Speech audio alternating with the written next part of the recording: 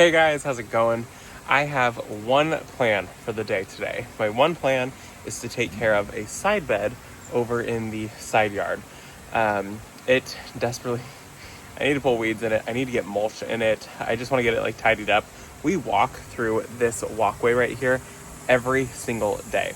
And so it would be nice if we could walk there and the bed looked decent, mulched at least. So that's my plan for the day, is to get that mulch, get it all cleaned up. And then Brent just installed, we have misters now, which is so exciting. Gonna make it so cool in here. It already feels so nice. So yeah, he just installed these misters. It was a little kit. I'm gonna see if I can find it online, and let me show you guys how he did it. So he just ran the hose up, zip tied it, and then threw a timer on here so we can set it for like half hour or an hour, however long we're gonna be here. And then he attached this piece to it, and then it's just this tubing that runs up, and then, okay, cobwebs on my fingers. And then it's just this tubing that runs up, and then we just zip tied it to the gazebo right here, and it comes along, and then it comes along, and then there's just these little misters that come out of it and throw a nice little even mist into the gazebo. So now we have some really cool air in here. It's got 1, 2, 3, 4, 5. It has 5 misters. So it's just kind of nice to do just like a little straight stretch on here. Wait, 1, 2, 3, 4, 5, 6. It has 6 of them. So this is really nice. It already cools down inside the gazebo a lot just having this in. So really nice to have misters. I haven't had misters in my garden ever. And so this is kind of a little treat, and it's really easy to install. And then we just zip tied it to it. But I'm sure you could figure out other ways to get it attached to anything else. And I had no clue that he was doing this. I was inside, and then I came out, and he had just finished when I came out. And I was like, wait, what just happened? He's like, yeah, I wanted to get it done before you came out. He said that he just saw the kit at our local Ace Hardware and picked it up and decided to install it. And so now we can actually sit out here in the middle of the day, and it helps cool down that air, and we can just turn it on for a half hour or whatever and then go back inside, but get to enjoy the coolness of the water. So let's go over to the side yard right here, and I'll show you guys kind of what I want to get done today. It's really just cleaning it up, pulling weeds, mulching, nothing super exciting. So it's going to be probably kind of a short video. We'll see what happens. Maybe we'll get something else done. Maybe we can, I don't want to plant anything because I do want to take everything out of that bed. I want to do a full rework of it. I want to do a hydrangea alley in there. I also want to get a window box built. That was supposed to be my goal for the year. I did not get a window box built, but I would like to, at some point, get a window box for the window because it's under our kitchen window, and I think that'd be pretty. Yeah, I got to do a rework of that entire bed, so let me show you guys. I think we are going to clean up this bed right here. It desperately needs it. I wanted to get some other stuff planted, but I just, when you get not in the vibe to put things in the ground, that's the vibe I'm in. I'm not feeling it. So I figured we would clean up a bed. I'm in the mood to definitely get this bed cleaned up. We're gonna pull weeds, we're gonna mulch, and take out 2 plants. Let me show you. So we have this really long bed right here, and it's been fine, it's been good. I'm gonna do a full rework next year. So what we're gonna take out today is any weeds that we see. So there's all these little privet seedlings that need to come out, and then there's this looks like a palm tree. That's definitely a palm tree. So privet seedlings are coming out. We have all of that mulched over there, and then we're going to take out these iris right here. They bloomed this year, but I cannot get rid of the white flies on them, so we're gonna take them out. And honestly, they're really pretty when they bloom, but this does nothing for me except annoy me. So it's got to go. I'm not keeping anything because we have jumping worms. And then I've also got a pillow talk gardenia right here. It was pretty for a minute. I don't love it though. So we don't keep things in our garden that we don't love, and I don't love that. So that's got to get on out of here. Anyways, so we're going to pull all of those. There's so many privet seedlings down here. And then I'll go mulch everything. And the reason that I'm not giving any plants away or keeping the plants when I pull them is because we deal with jumping worms. Jumping worms are invasive. I don't want to give it to somebody else and give jumping worms to their garden. No, I will not be washing the roots off and then giving the plants to somebody. I have this fear that even if I wash off the roots, I could miss an egg, which is highly possible because their eggs are the size of a piece of pepper. And I don't want to send that to somebody, and that would be the irresponsible thing to do. So if I deal with something that is invasive, I just no longer give plants away. So let's get to work on getting those plants out and getting this area cleaned up. I only have an hour to get this done also.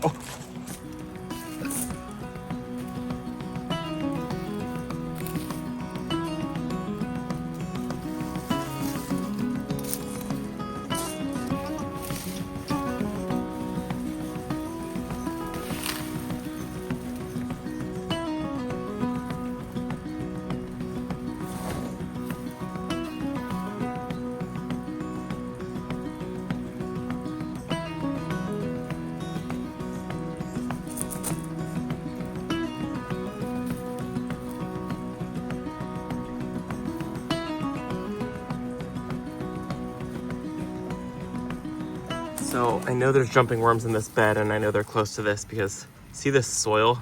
See how crumbly it is? That's really not good. That's bad. That's signs of jumping worms. Look at it. See that? That's bad. That's jumping worms that have come through all of that and they've eaten all the nutrients out of it. So I'm just kind of messing with the soil right here and seeing if I can find any. I already have found quite a few of them in this bed, and I found some. Look at those jumping worms. See that? Watch. See that? That's bad. So that's a jumping worm. That's a jumping worm. They're huge. I've got a bowl of them, and they usually reside in the first inch or two of the soil. Look at jumping worms. See how they're like flailing around? There's one right there. There's one right there. See that? That's a jumping worm. And we have ordered some stuff to try to take care of the jumping worms. One of you guys had sent us suggestions for what you guys are using for your jumping worms. So I will be ordering it. We've ordered it. This is just, they're very destructive to your soil. They're very, very invasive. They're very bad. And that's why I don't give plants away anymore. They just eat all the nutrients out of your soil. So it's heartbreaking. Anyways, I'm gonna get back to work pulling this, and I'm gonna pull any jumping worm that I find. I've found in just one very small section, there's probably 10 of them right there.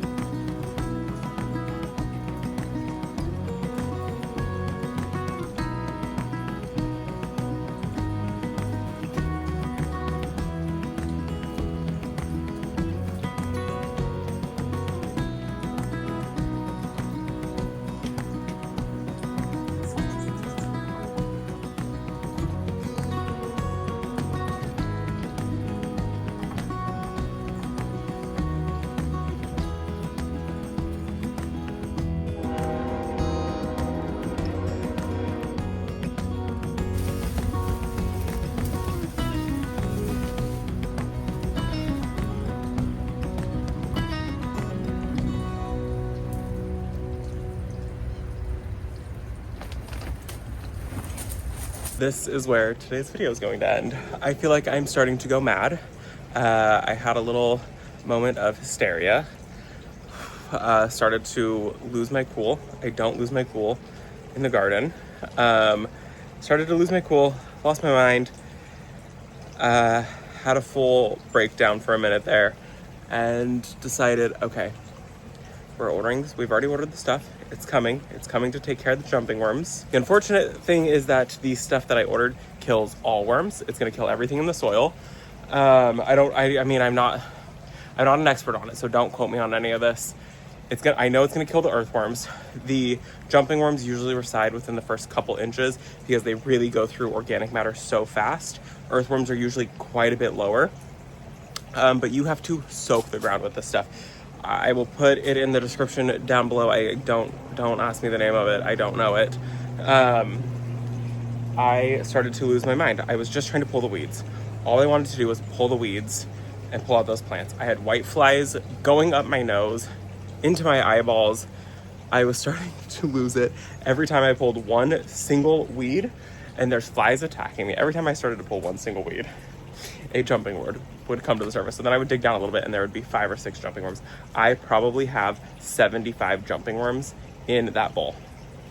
Luckily, it's just an old dog bowl. The dogs don't use that bowl anymore. But if you don't like worms, look away. There are easily 75 jumping worms in this bowl. They have since decided to chill out, but if I picked them back up, they would freak out. Ugh. Like, I hate you guys. Look at. Oh my god. What is that? See how they all just jump? And no, you cannot use them for fishing, because if you use them for fishing and it gets off your hook, then guess what? You've just introduced an invasive species into a river. See how they're kind of iridescent? So they're iridescent or they're gray. These ones definitely have like a rainbow iridescence to them. I'm so angry. If you hate worms, you can look back now. They're off the screen and I won't show them again. But no, you can't use them for fishing, because if you drop them off your hook, congratulations, they are now in the river that you just dropped a jumping worm at. No, you cannot give your plants to friends because you wash the roots. Their eggs are the size of a grain of pepper. Minuscule, you cannot see them. They're brown, you cannot see them. So yeah, jumping worms, that's cool. I'm gonna put these guys in a Ziploc baggie and let them cook in the sun. And I am going to step away from this project until the stuff gets here that I've ordered to take care of the jumping worms. And if we're being completely honest, when that stuff gets here, I think I'm going to rip everything out. I have cyclamen in here. I'm taking the cyclamen out. I want to do just a hedge of hydrangeas in this bed. That's all I want in this bed. My heart is racing. I'm so heartbroken by how quickly the jumping worms have taken over and how much destruction they've done to our soil. We had such amazing soil here. Brent and I have a theory of how it got here. We think, I mean, we can't, we don't know for certain how that got here, but we think how it got here was the first real thing we noticed was from a creeping fig. We bought it from Home Depot. It was just one of those like off-brand, no name, just like with the Home Depot sticker on it, creeping fig. We noticed it in a terracotta pot that had our creeping fig in it. And I had replaced some of the soil that was in it because I was like, wow, the soil, they must have gone through all the nutrients, replaced some of the soil in it. And when I had done that, I did it on my lawn. Oh, so frustrating because it feels like it's my fault. I didn't know what jumping worms were at the time. I replaced the soil in that creeping fig, and then we reattached it to the house. It grew, and then all of a sudden the thing died. Like literally, it was like over the course of like 3 days, it just died. And when we took it out, I noticed the soil looked the way that the soil looks back by the edge there. It was just crumbly. It was not good. It was all bad. There was no life in it. And I was like, what does this? It was jumping worms. So I know that's the only pot that I've seen jumping worms in. So I know that we've had them in a container. And so I'm assuming we had that container for, I think, 3 or 4. I had that container for like 4 or 5 years with the creeping fig in it. And so I think that's where it came from. The population started with, 1 or 2. And then they just ate all the nutrients. I had it sitting on the ground over here. I literally had it sitting on the ground right there. It was tucked into that corner and the creeping fig was growing up it. When it started to die, I cut the creeping fig back, pulled it, refreshed the soil, and then I set the container here. And then when I refreshed the soil, there was still old soil in it, so there had to have been jumping worms in it. I set it here. It grew up the house a little bit. You can still see some of the remnants of it. And then it died. And that's when we realized something was wrong with it. And this area tells me that there was definitely jumping worms from that pot that went into the soil here because of how many I'm finding here. I'm not finding them in this large of numbers in such a small area.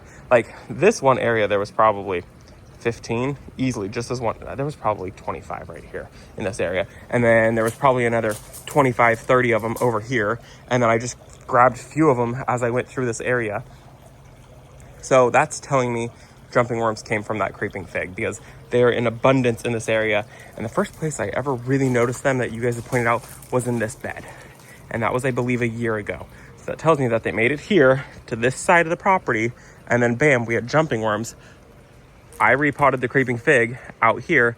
Bam, we have jumping worms. So that's my theory. It doesn't even do me any good to know how they got here.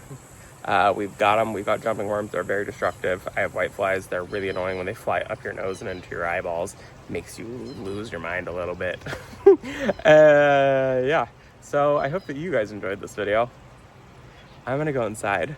I am red from frustration and from the heat. Thank you guys for visiting our garden. It was a really good beginning of the day. Bye, guys.